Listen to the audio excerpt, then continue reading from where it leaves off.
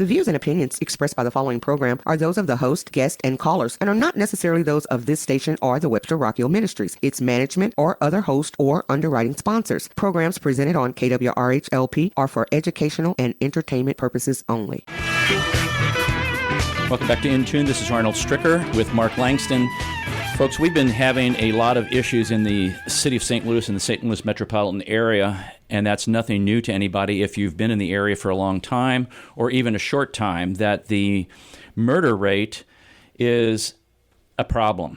And we're going to discuss that in this hour, and I wanted to give you some information before I introduce our guests. A shot rings out, a young man is hit.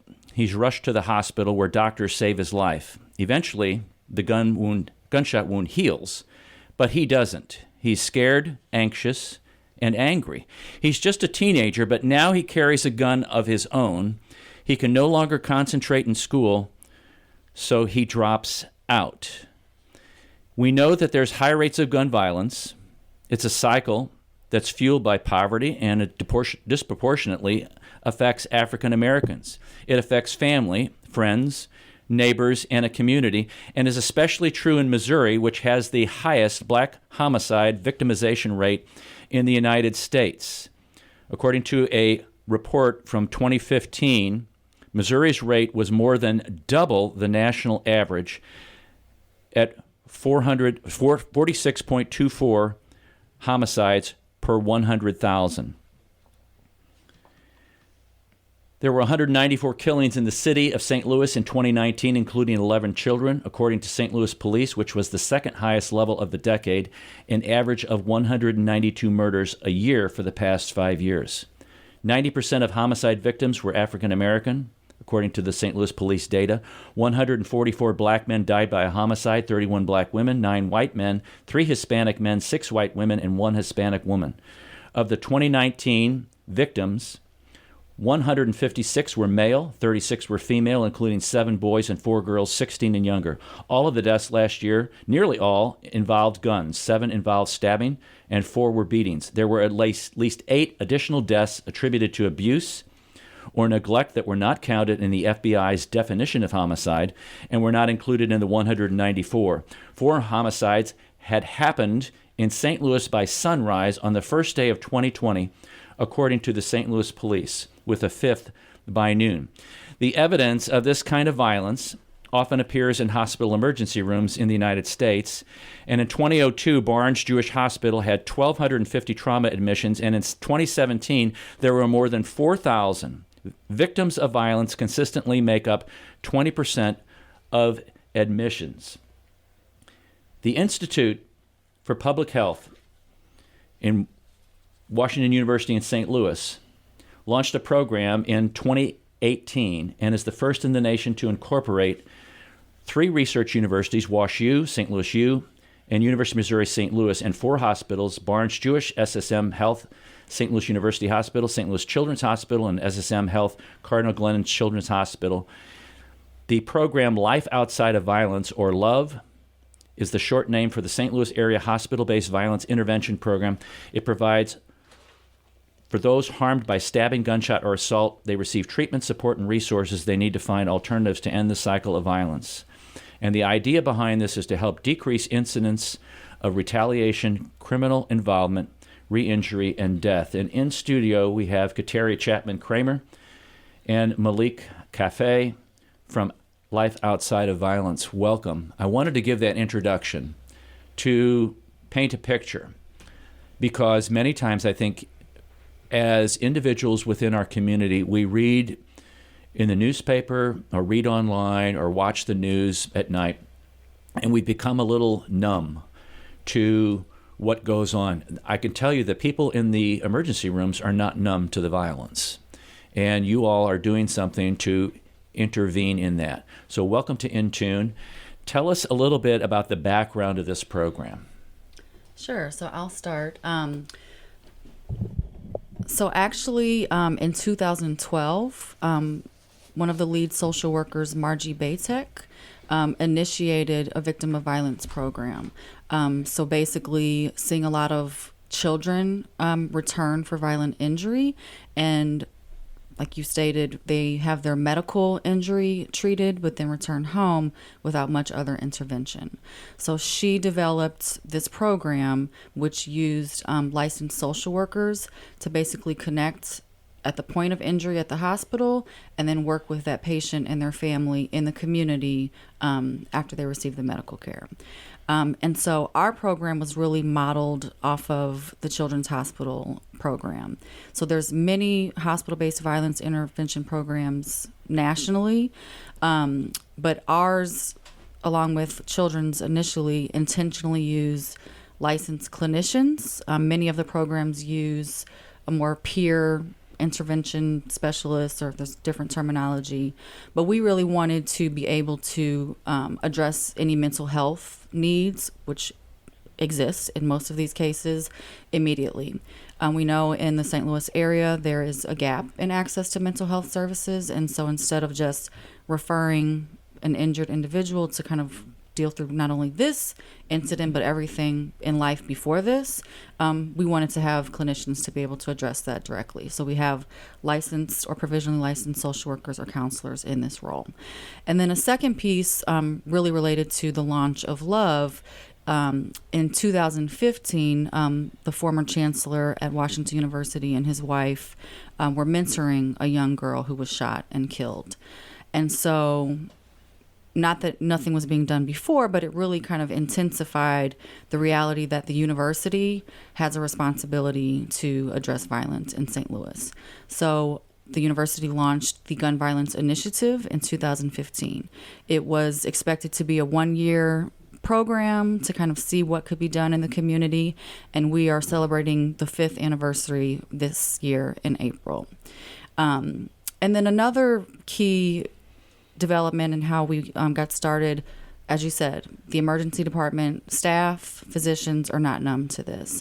So it really was, grew out of frustration from seeing the same patients come in. So we know that research clearly shows you may have someone come in, let's say with an assault at one point in time without any intervention.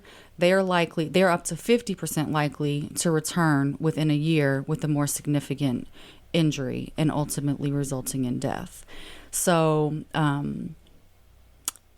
all of the different players at the institutions that you mentioned, so the hospitals, the universities, really came together from leadership on down and recognized that we needed to really attack this problem regionally.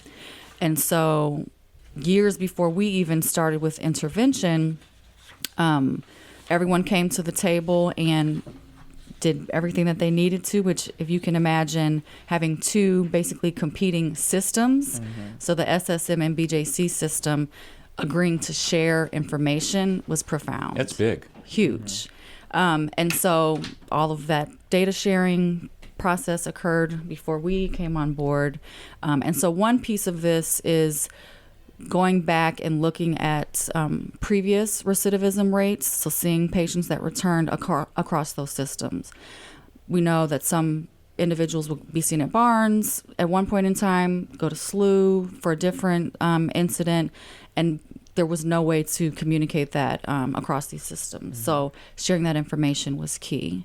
And then again, before we started, the Institute for Public Health, as the coordinating body of this program, applied for funding through the Missouri Foundation for Health, and that was awarded in January of 2018. And so then it was time to hire for our positions, and we all came on board around May of 2018, and then launched with the actual intervention piece of the program in August of that same year. Wow. Yeah. Exciting. So how did all the universities get involved with that? Because were they interested in the data collection that was going to be generated with this, what I'm going to call marriage of the two healthcare systems? Absolutely. So since this is a huge undertaking, there are a ton of people that are interested and invested in seeing what that looks like. So I would say from a research perspective, absolutely, they want to see both the existing data and the data that comes from this intervention. So we are currently funded for 3 years, and so we will evaluate at the end of that time, looking at the differences, looking at a number of things, but the differences of those that return for violent injury without intervention versus those that receive our intervention, and again, a number of other things. And so that was before our time, and so years were spent, and I think just as word got out that this was coming into fruition, a lot of people just came to the table and they said, this is profound. We want to be a part of addressing this in our community, but then also how can we contribute to, the literature and what other research can be done to forward the cause. And again, this was a Missouri grant or a federal grant? This is through the Missouri Foundation for Health. Missouri Foundation for Health. And folks, to help you understand urban trauma and being discussed as a chronic disease and not something that just happens in certain areas of our community, that I'm reading an abstract from a document. Urban trauma, often presumed to be an acute episodic event, may actually be a chronic recurrent disease related to lifestyle, environment, and other factors of the victims. To test this, an attempt was made to attain a 5-year follow-up for, now get this, 501 consecutive survivors of violent trauma seen at one hospital in 1980 to 81. That seems like a long time ago, but bear with me. Of the 501 patients, 263 had medical follow-ups. Of the 263, with one or more trauma-related events after that, and between 1982 and 1997, 44% of those were involved in crimes and 20% of those were deceased.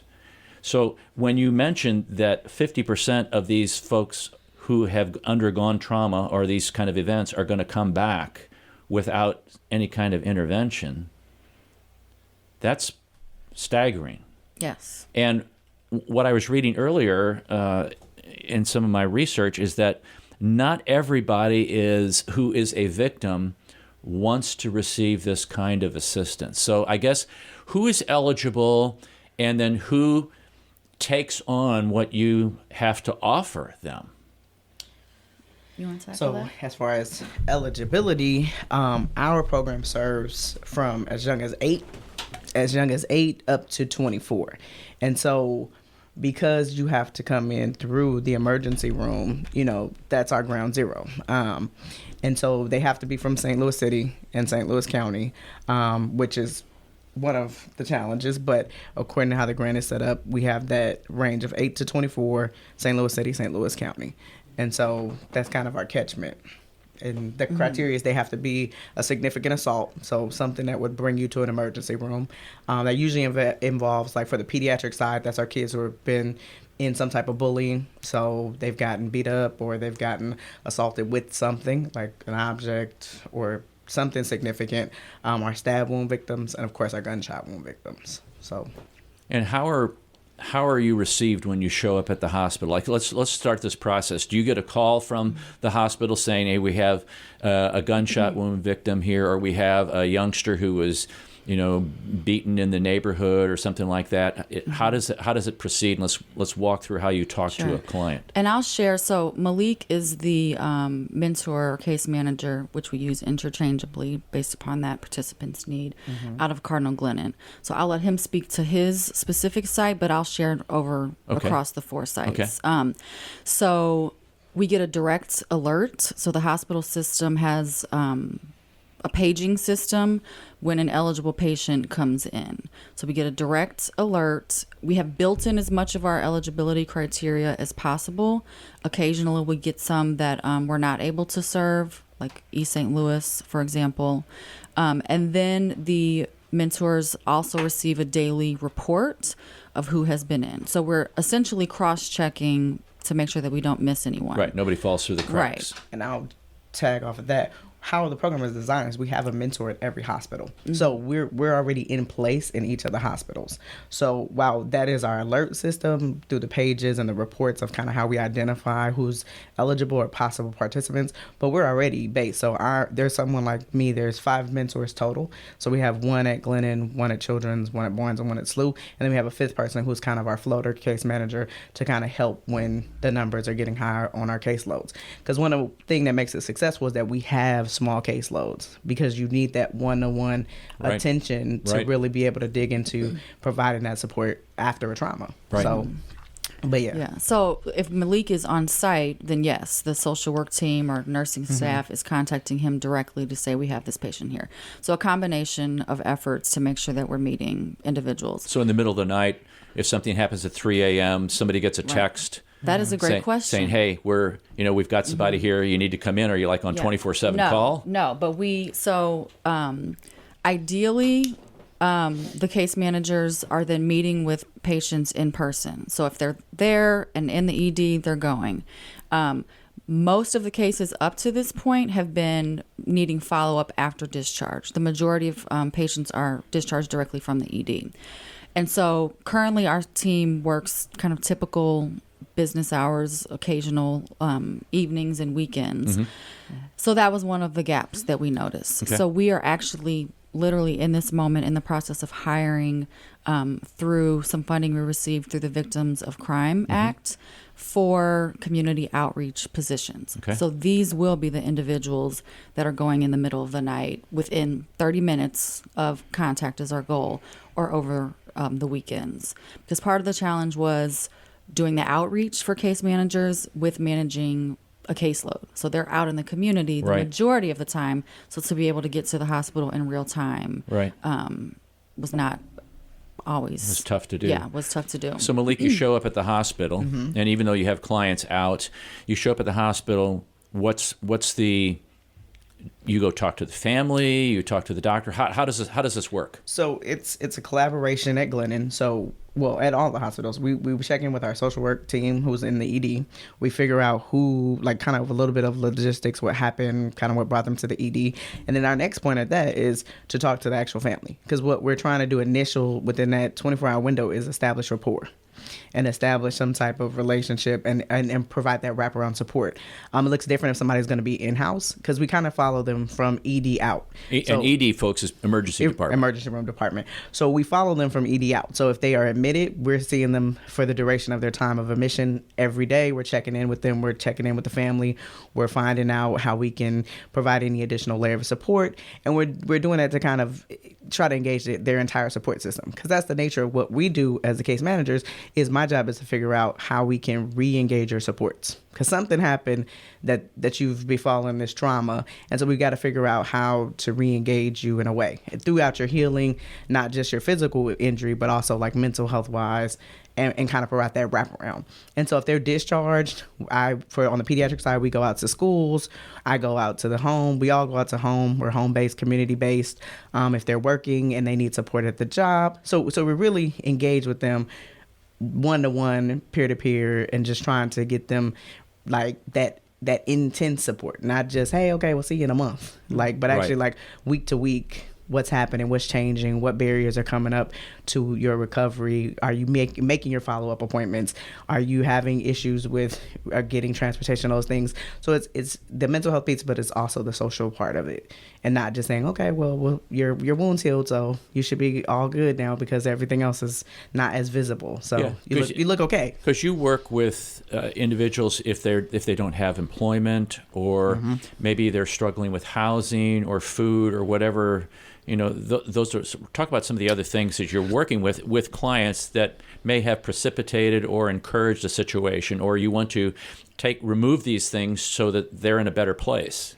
Absolutely. I think when this project was in the development on the table, like just a theoretical idea, I think the original thought was that as the clinicians, we would go in and we would just work with their trauma from that injury, the trauma of the injury. But what we're finding as the clinicians that are going in and doing the work, a lot of things that are popping up are those basic needs, right? Housing, employment, utility assistance, basic things that in ways are traumatic. Right. I always tell people, over the summer I had a young person who said, I expected to be shot. Like, that's not my issue. My problem is when I got home from school and it's 105 in St. Louis and I don't have a glass of water because our water's turned off. They have more of an impact from that than the actual thing that brought them to the program. Okay, now stop. Did you hear that, folks? Did you hear exactly what he said? I expected to be shot, but I didn't expect when I came home at 105 degrees that where I was staying was going to be so hot. Yep. And so that's what we're finding on the clinic as a case manager and the clinician side is how do we begin to put those supports in place so that you can begin to, it's like Maslow hierarchy of need. You have to address baseline needs. Right. So if you don't have anywhere to live or you don't feel safe in your neighborhood, right. we can't really talk about how you feel about being shot because your priority is not your injury. It's I don't have safe school or I'm not in school or I don't have a job. So you asking me about a $4 prescription, I don't have that. So they have a mountain to climb and we're coming in saying, okay, so how do you feel about being shot? And they're like, that's not my issue. So that's the very cool thing about our program is because we're taking it from a holistic and comprehensive approach and we're coming in and we're providing that support all the way around. Now let me ask you this. This just popped in my head because we interviewed some folks from the Department of Mental Health, the Mental Health Board, and had a great interview with was it Jessica and Serena? Yes. Had a great time with them. Are you guys partnering with them at all? Yes. Do you mind? Because I'm proud to speak on this.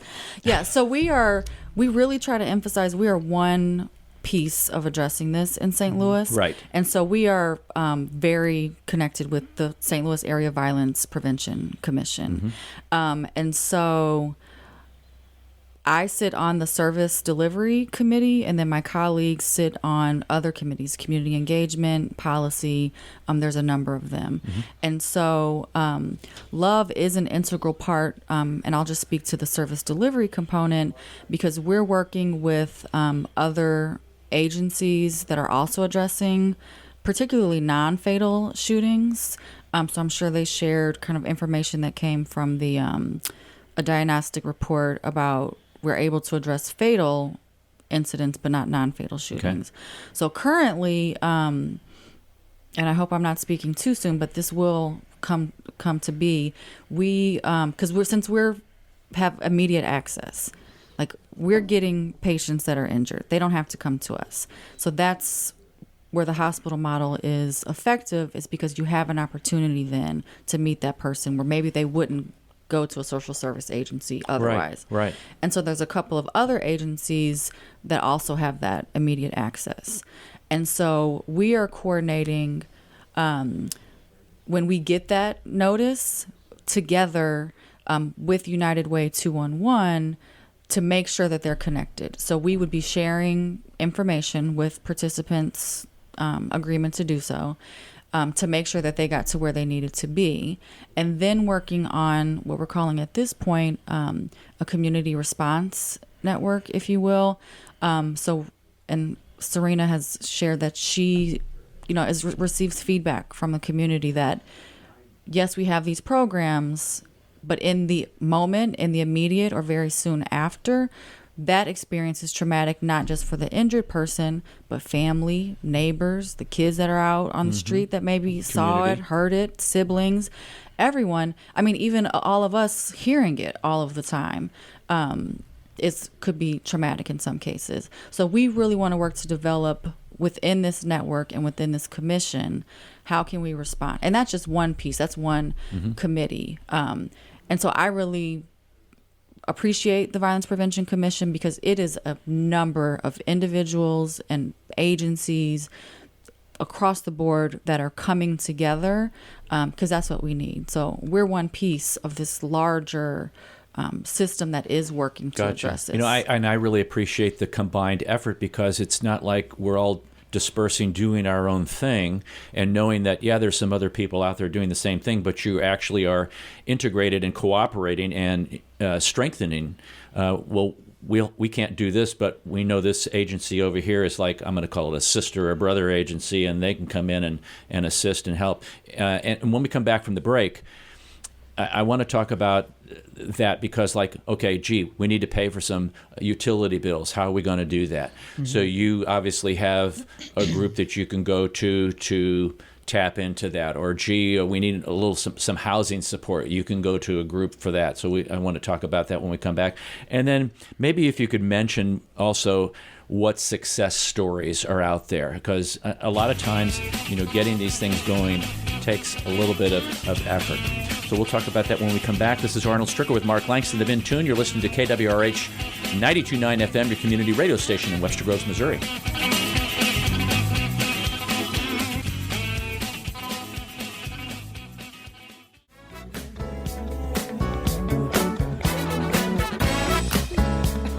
Welcome back to In Tune. This is Arnold Stricker with Mark Langston. We've been talking to Kateri Chapman-Kramer and Melik Coffey from LOVE, which is a program from the Institute of Public Health at Washington University, and LOVE stands for Life Outside of Violence. And before the break, we were talking about how you go to other agencies, or you're in need, you're talking to a client and they can't pay an electric bill, and that's what kind of precipitated some things, or they're losing their lease, or they don't have any food. How do you go to other agencies, and what are those agencies? Maybe you don't necessarily have to name them, but what do you do in those situations? Do you reach out to them and say, hey, I've got this client? Do you have interagency agreements, things like that? Yeah. So we do, and so Missouri Foundation for Health has been amazing because we have incorporated a small amount through this grant that could support participants in need on a case-by-case basis. So a very small amount. So we would start there. But because we do have those funds, there is a network that we would leverage what we have, and with their donations and contributions, they can supplement what we have on a larger scale. So like for rent or utilities that are at the limit, at the risk of disconnection. So there's a couple of agencies in the community that support with that. We do have agreements. I'll shout out Employment Connection, and they have contracts, I believe, with Barnes and Children's currently. And so essentially, we want that direct connection. So we want someone that's seeking employment. We know we have a contact, and there's an understanding that when we call or the participant calls, they say, hey, I'm a part of LOVE. What do I need to do to streamline access to employment? So that's an example, and I'll let you speak on others. I mean, I think that's exactly what it is. I think a big piece of it is, there we go. A big piece of it is that we as the case managers are working to weave those additional supports. So if we're going to provide some help in trying to coordinate utility assistance, I also want to make sure if employment is a barrier. So then we're going to partner with Employment Connections, and we're going to get you hooked up through there, and we're going to identify who needs to be at the table to kind of weave this comprehensive layer of support underneath you. So if you need job skills training, if you need education, we work on figuring out if you need to do GED. We've done great partnerships with St. Louis Job Corps, and working to streamline some of our younger participants to getting into there so they can get a trade. And so just kind of looking at the comprehensive and collaborative issue, and then figuring out how we can attack that and what are the right supports, instead of giving somebody just a list of referrals. Here's a sheet of paper, here's 25 places, give a couple calls, see what happens. So it's more like not let's throw some stuff at the wall and see what sticks, but we want to be really dedicated in saying we vetted this resource, we have a relationship with this resource, let's try this approach, and let's keep figuring it out so that you can build that base, so that you can have independence and self-sufficiency, so that you can be in a better place to deal with now the trauma piece of your mental health, the anxieties that come up. Well, I've had a couple of jobs and I've gotten fired, or I was different things that have come up. So now we got to talk about those anxieties, and we got to talk about the depression that you feel that have prevented you from getting back into the workplace, or so we begin to do it collaboratively. And you're working mainly with individuals, because I know we talked about how this affects family and friends and neighbors in a community. So you're not really doing your work with an entire family, are you? Or are you?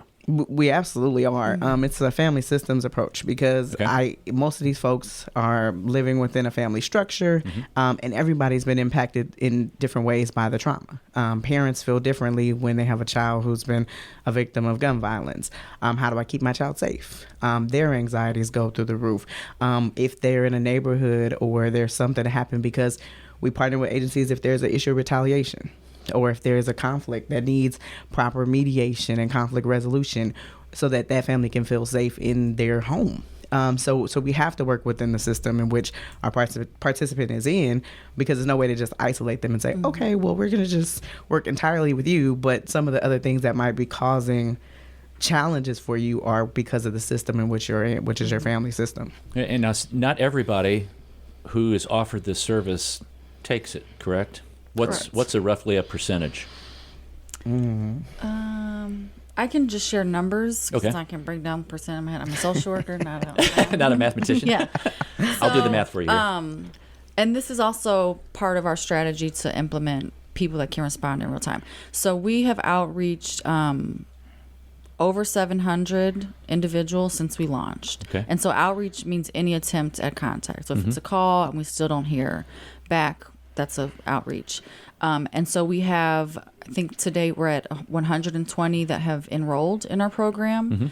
And there's a small handful that actively select not to participate. So some of those reasons include they're already working with the case manager in a different program. They really do experience this as a one-time incident. You know, they're not necessarily engaged in an unsafe lifestyle. Those types of examples. And so we have upwards of, I think we're close to 500 that we just we don't hear back from. So you're talking about 13, Whatever that 14%. percent is. You know, Yeah. 120 of 70, Yeah. 700. And so the national average is about 20%, and so we are slightly under that. And I think part of that is, one, being able to see them in real time. Two, we are going to them. So we know in practice that a person has to be ready to engage in some type of intervention or treatment. And so for us going to them, we're offering it. Right. But they may not even recognize that there is benefit, or Right. that would come later. And so Right. we have had cases that initially we didn't hear from, or did not want to participate, but then 6 months later are starting to have maybe some post-traumatic stress symptoms, increased anxiety. And so then we'll call at that point. So are there a lot of resources that are, my words now, because I really appreciated your response about things thrown on the wall and seeing what sticks. Are there a lot of things that are thrown at individuals who are in these trauma events that besides what you guys do? And so the person has to kind of decide, or is it like they're kind of out there and you're offering this service? Because I can imagine, you hear about a lot of different things going out there, faith-based groups, other kinds of nonprofit groups are doing a lot of things within, certain portions of the city. And you never know how much is being not given to people, but portrayed to people and presented to people, and how much is being received. Does that make sense what I'm saying? And I'll let Kateri speak to like what her opinion is on like what resources are out there. But I'll say from like a perspectives point, I think the idea is that I will give you these resources and make them available to you. But the idea is that you then will have the wherewithal to be able to go out and seek it. So now there's a list of these organizations that can help you in some way. But now the assumption is that you're well enough, or you're in a space where you can say, okay, let me make these phone calls. And I think when you're in a space where you're dealing with a trauma, I don't know that people are always in the best position to say, okay, let me keep up with that, in addition to medical follow-up and all of these other things that are coming at me in a time where so much has just happened. And now I'm expected to then turn and figure out which one of these said resources I need to call, which ones, so not saying that they're not there. It's just, I think at the time in which they're given, it may be a lot to absorb. I think you've hit a nail on the head there. I don't think they're given. I think we give them because we have access. This is interesting. Two different perspectives. We I have love it. access, but I don't think so. If we have a participant or patient that is discharged from the hospital, we've experienced from those that we've worked with, some are not either given follow-up instruction, or they don't know what it is, or like Melik said, in the transition of getting home after this violent incident, don't know what the follow-up is, and at that point they're kind of on their own. And so the benefit of this program is, in some cases, then they've called their case manager and asked, like, what can I put on this wound? Like, I don't know how to treat this or where I can go. other than the emergency room. Wow. And so we're trying to limit the number of emergency room visits for primary care also. And so I don't know, like, that I don't know what groups, and there probably exist, I just don't know, groups that are going to people after violent injury and saying, here's some resources. They have to somehow be connected or have a foot in the door, or people have to have access to them. And I think the other piece is that if I saw you briefly, because the reality is that somebody may be shot and they're discharged within a few hours. So if I saw you in that few hours, I'm like, hey, I'm Melik. This is what we do. This is our program. I'm also giving you a call. If not the very next day, the day after that. So if you don't have a chance to absorb it all, I'm already calling you back before you like, Right. oh yeah. When was my appointment? Or I forgot. Or, oh yeah, you're the guy who said there's these things. Or, and then you have the parent who calls you back maybe a week because you've been making that consistent contact, and they go, I think he's starting to be depressed, or I think she's starting to have this. And so now they've got somebody who they can go, is there a place we can get them counseling? Is there a place where they can go because we need a table in the house because they need to be able to sit for their meals because of the nature of their injury? Or so somebody now that's kind of like the middle person. Right. And I was going to ask, maybe if this would, I guess, 17 or 18, depending upon the time when people make the decision to be emancipated, that they say, hey, I don't need this, but maybe the family's like, oh, yes, you do. Do you often have that kind of odds where a family's saying, you need to do this. This is a great thing. And the person who's been the victim of this is like, no, I don't need that. Oh, yeah, because I think there's a desire for someone who's been injured, especially from violence, to put their life back together and get back to normal, right? But without realizing that you have to now define a new normal because something you just experienced really a life-altering event. So it's not normal as you knew it for many reasons, whether you have an injury that has changed something, whether you have a long road to recovery. So I think the idea is that if I invite this program in, it's going to keep me from getting back to normal.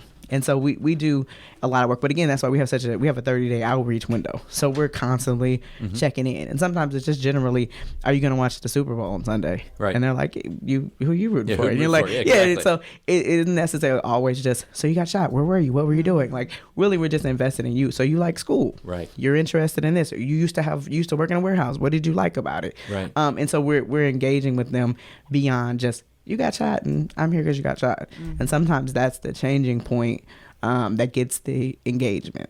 This is Arnold Stricker with Mark Langston of Intune. You're listening to KWRH 92.9 FM. We're talking to Kateri Chapman-Kramer and Melik Coffey about life outside of violence. What are some success stories from love that you can talk about? Wow. I'll jump in. So I get to meet with all of the case managers as the coordinator. So Melik has his stories, but I can share some that I know others have shared. We really acknowledge small successes. We have kind of a moment in time with participants that enroll, so we work with them for up to 1 year. And so I know a couple from those working in the adult hospitals have been gainful employment. And so That's huge. And so oftentimes the case managers come with frustrations because it's like, we have to take 10 steps to get an ID, birth certificate, social security card, all of the things that you need to even seek employment. And so going from that to then, okay, we've supported with transportation to getting to the interview. We supported with clothes for the interview. Right. And then you get the job. And then you've been in the job and you've stayed in the job. And now you're getting a paycheck to pay for your own transportation to get to that job. And you're enjoying the job. And you have a sense of self-worth to provide for yourself and for your family. And so that's probably, there's many of those cases that we consider successes. Another example would be someone taking care of their health. And so the case manager kind of consistently addressing, what are your challenges, but a hesitance to maybe access that care because there is a divide with those systems and community.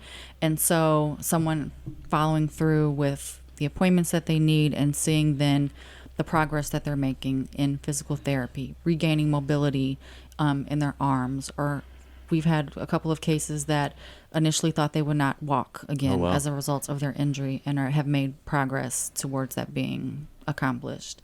And so if left alone without someone to walk through that with them, I'm going to say it probably would not be the same result. But so those are just some examples. I think that's very interesting, because I think there are, and assumption is a great word. Assume, we all know what assume means. And folks, if you don't do that, you can Google that and figure it out. But there are assumptions made, this is a generalized statement by me, by the general population, that why don't these people who are in these situations do something? Why don't they, go get a job, or why can't they go back to the hospital? We're talking about basic survival here, as you mentioned, Maslow's, number one step.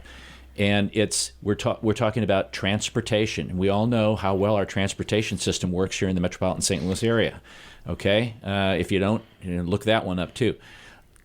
Going back for follow-up visits. I've got to go from North City or South City to the hospitals, which are kind of centrally located. And how do I get there? Well, there's major lines, but you have to have money to get a bus pass or bus ticket, or pay for that, or supplies to do the wounds on your own, or gee, if I buy that, then I don't have any food. Or, I've been staying with this person and I don't really have a place that's clean for me, or gee, there's bed bugs involved, and there's other things, and there's a whole lot of things that are happening. So when people see things and say, who's responsible for this? Why aren't people taking care of this? How do you respond to that? Oh, boy. That's a big question. That is a huge question. Well, I'll go first. I'll try to be It's brief. time to unload. Yeah. Let her rip. I need to watch myself sometimes. Well, so I'm born and raised in St. Louis City, so I feel comfortable that I can speak at least to some of my experience. I think it is not a secret that there is generational and historic racism and segregation, intentionally or not, in St. Louis. Absolutely. And so that is a key contributing factor to keeping certain people in a certain place and with limited access to things that other people have access to. Mm-hmm. And so when people question, well, why don't they just go and do, get a job or whatever else, to take a minute to recognize that there are barriers in place for certain people to get there. So where it may be easy for you, it is not the same for that person because of inequities. Right. And so that's what I would say to them. I was like, take a minute. Let's learn about what some of your biases may be, and what resources do you have that you may be able to get there. So take this person with you there, or help them to get there. Give them the upper hand. So I think that's kind of the start, the foundation, and how I would respond to people. Absolutely. I mean, and I think it goes back to what we were saying during the break, is it's who's responsible, right? So you have all these other players and other entities that provide services and supports in some kind of way, or have a role or a responsibility. And so then we always want to say, well, it's not my job. So clearly it's something either wrong with you as the individual, or it's someone else's problem. And so I think when you see an individual trying to get to that independence and that self-sufficiency in systems, like Kateri said, that are, economic issues, communities where the buses don't run, or there aren't bus stops, or you have to walk 2 or 3 miles to get to a bus stop, or, we've had all kinds of challenges, and we hear all kinds of stories in the year, 18 months that we've been doing this, for challenges that are just basic needs. And you're like, whoa, like you got a kid who, to get to school because of another issue, they're out of their school district, so they had to get to school. They were walking at 5 a.m. past vacant buildings, and you're like, that should not happen. Like, why is that a thing?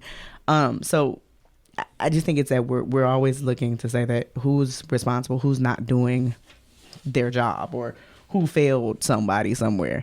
And I think it's collaborative. You can't really isolate and say it's just this right here.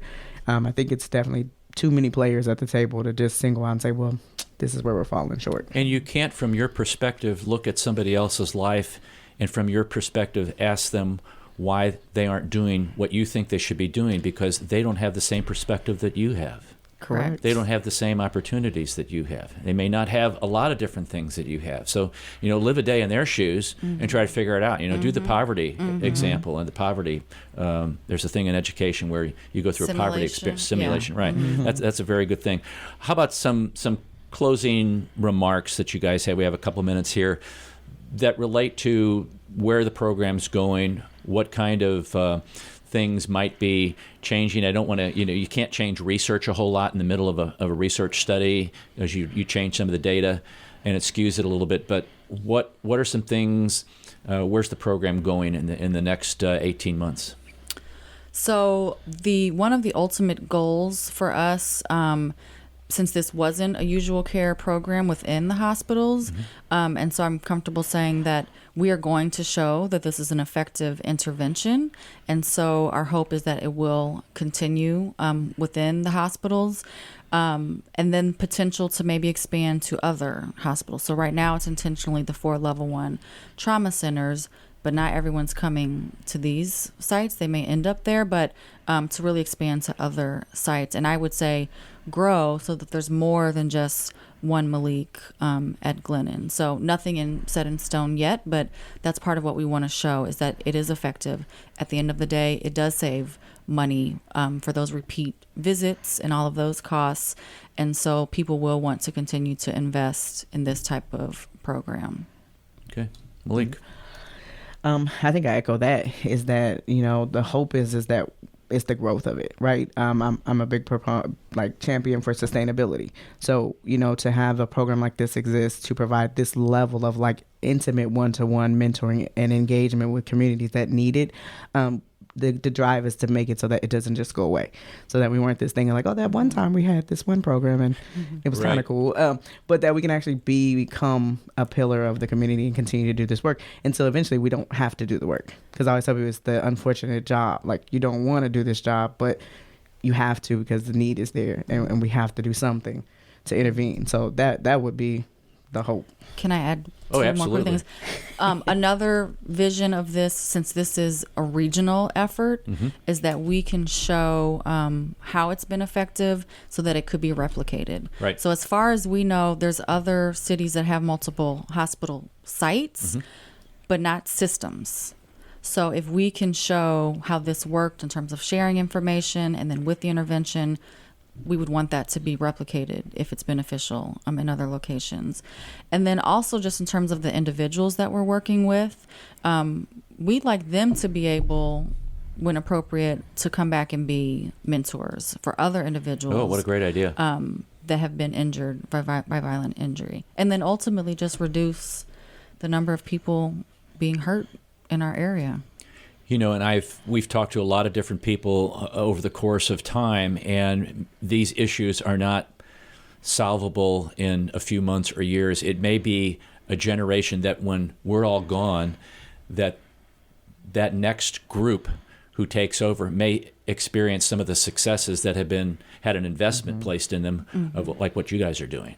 And that's very unfortunate, but that's reality in where we are, I think, in some of our situations. I know you want to build momentum. I think that's huge. And I believe, having individuals come back and be mentors, that's an extremely big deal, because I've lived in your shoes. I was there. I understand exactly what you're thinking, what you're feeling, and what you're going through. And I can show you where I was. This happened to me. And those individuals speak volumes to a community and to families and to individuals. So Life Outside of Violence, folks, from the Institute of Public Health at Washington University, this program from 2018. It's about 18 months in cooperation with WashU, St. Louis U, and University of Missouri St. Louis, and the 4 hospitals, BJC, SSM St. Louis University, St. Louis Children's Hospital, and SSM Cardinal Glennon Hospital. I want to thank you all for coming on this morning. It's been a pleasure, and to get the information out. You're welcome to come back at any time and talk about any successes or any things that you want to talk about as it relates to that. You have an open invitation on our show, okay? Wonderful. Thank you so much. You can get more of them from publichealth.wustl.edu. That's the publichealth.wustl.edu wustl.edu. That's the WashU Public Health website. And we will also post this on our Facebook page and also on SoundCloud and Apple Podcasts, so you can go back and share that with some of your friends. So a kind of a sobering conversation as it relates to some things that are going on in our area, but it's an encouraging one to know that this particular program is out there, and people run programs. Programs don't run themselves.